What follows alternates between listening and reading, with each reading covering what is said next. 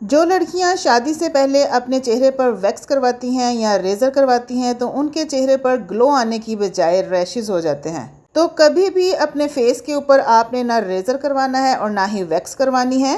और कभी भी पार्लर जाकर अपने हज़ारों रुपए बर्बाद करने की गलती भी मत कीजिएगा। आज मैं आपको अनचाहे बालों से निजात कैसे हासिल करनी है उसका घरेलू तरीका बताऊंगी, नहायत ही आसान, जिससे ना सिर्फ आपके अनवांटेड हेयर रिमूव हो जाएंगे बल्कि आपके चेहरे की स्किन ग्लो भी करेगी, शाइन भी आएगा और चेहरे की रंगत निखरेगी। ये रेमेडी ना सिर्फ चेहरे के अनवांटेड हेयर्स को रिमूव करने के लिए सूटेबल है बल्कि अंगों पर, बाजुओं पर, अंडर आर्म्स, अंडर लेग्स, हर जगह पर जहां से भी आप अनवांटेड हेयर्स को रिमूव करना चाहते हैं तो ये रेमेडी आपने बेफिक्र होकर इस्तेमाल करनी है। इंशाल्लाह कुछ ही दिनों में आपके सारे गैर जरूरी बाल जड़ से गायब हो जाएंगे। ना तो चेहरे पर किसी भी किस्म के रैशेज होंगे और ना ही आपकी स्किन खराब होगी और ना ही वैक्सिंग के तकलीफ दे अमल से गुजरना पड़ेगा। अस्सलाम वालेकुम माय किचन क्वींस, कैसी हैं आप सब। वेलकम करती हूँ आपको किरण कोकोलॉजी में। तो अनवांटेड हेयर को परमानेंटली रिमूव करने के लिए आपने फटकरी का पाउडर ले लेना है। फटकरी को पहले आपने तवे के ऊपर ड्राई रोस्ट करना है, फिर उसको पीस कर उसका पाउडर बना लेना है।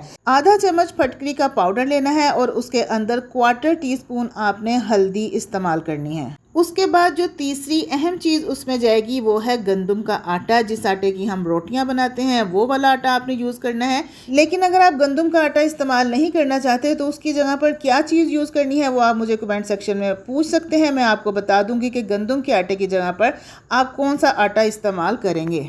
तो इन तीनों चीज़ों को आपने मिक्स करके रख लेना है। आप इसको अपने टाइम की सेविंग के लिए भी मिक्स करके रख सकते हैं, बिल्कुल भी ये ख़राब नहीं होगा। एयर टाइट जार के अंदर आप इसको रख लीजिए और जब भी ज़रूरत हो आपने 1 या 2 चम्मच वो आटा निकालना है और उसका पेस्ट बना लेना है। अब पेस्ट बनाने के लिए आपने पानी का इस्तेमाल बिल्कुल नहीं करना। इसके अंदर मैं रोज़ वाटर इस्तेमाल करूँगी, यानी गुलाब का अर्क। गुलाब के अर्क से हम इसका पेस्ट बनाएंगे। 3 या 4 चम्मच जितना भी रिक्वायर्ड हो आपने गुलाब का अर्क डालना है और इसका अच्छे से पेस्ट बना लेना है।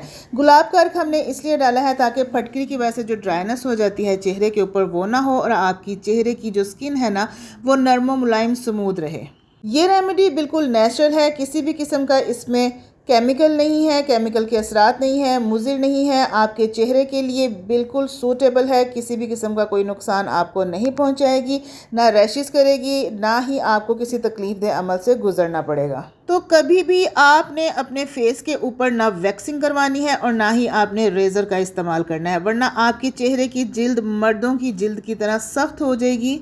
जिस तरह से जेंट्स हजरात के चेहरे की स्किन होती है शेविंग कर करके वो थोड़ी सी हार्ड हो जाती है, तो अगर आपने भी रेज़र का इस्तेमाल किया तो आपकी स्किन भी हार्ड हो जाएगी। इस रेमेडी को यूज़ कैसे करना है ये आपने ध्यान से देखना है। जहाँ पर भी आप अनवांटेड हेयर्स को रिमूव करना चाहते हैं ये वाला पेस्ट आपने वहाँ पर पतला पतला सा लगा लेना है।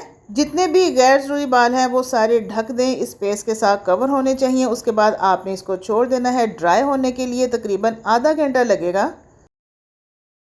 तो आधा घंटा गुजर चुका है, पेस्ट ड्राई होना शुरू हो गया है, काफ़ी हद तक ये ड्राई हो गया है। जब ये ड्राई हो जाए तो फिर आपने इसको रगड़ रगड़ कर उतारना है। लेकिन आपने एक चीज़ का ध्यान रखना है कि जिस डायरेक्शन की तरफ आपके हेयर्स ग्रो कर रहे हैं ना उसकी ऑपोजिट डायरेक्शन में आपने इसको मसलना है, इसको रब करना है।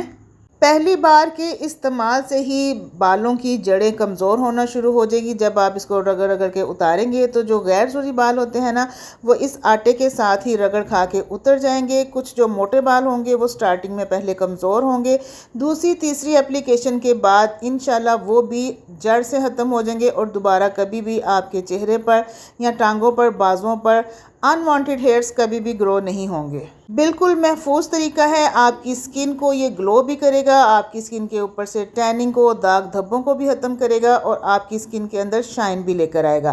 क्योंकि इसके अंदर जो नेचुरल चीज़ें हमने यूज़ की हैं ना इससे आपकी स्किन ग्लो भी करेगी, आपका रंग भी गोरा होगा और अनवांटेड हेयर से निजात भी मिलेगी। तो कितने दिन इस रेमेडी का यूज़ करना है ये डिपेंड करता है कि आपके चेहरे के बाल कितने हार्ड हैं, कितने सॉफ्ट हैं। आपने मुझे कमेंट सेक्शन में पूछ लेना है। इंशाल्लाह आपके हर कमेंट का रिप्लाई करूंगी और आपको बताऊंगी कि कितने दिन तक आपने ये रेमेडी यूज़ करनी है। तो अच्छी तरह से रब करके आपने ये आटा उतार लेना है। उसके बाद आपने सादे पानी के साथ अपने चेहरे को, हाथों को, बाजुओं को वॉश कर लेना है।